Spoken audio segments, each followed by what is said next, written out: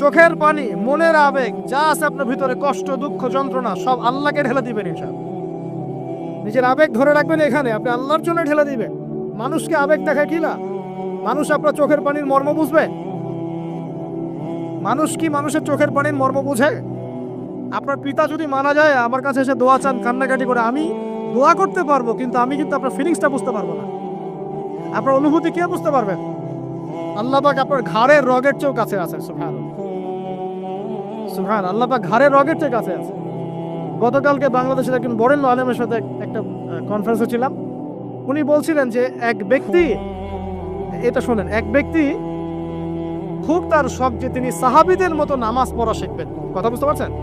সাহাবীদের মতো নামাজ শিখবেন। তো একজন বরেণ্য আলেমের কাছে এসেছেন, এসে বলছেন যে আমাকে সাহাবীদের মতো নামাজ শিখিয়ে দেন। তখন সেই আলেম আরেকজন আলেমের সন্ধান দিয়েছেন যে তুমি তার কাছে যাও, তিনি শেখাবেন। তো সেই ব্যক্তি তো অবাক হয়েছেন, কারণ যাকে প্রশ্ন করেছিলেন তিনি অনেক বড় মুহাদ্দিস, আর যার কাছে পাঠানো হচ্ছে তিনি অত বড় মুহাদ্দিস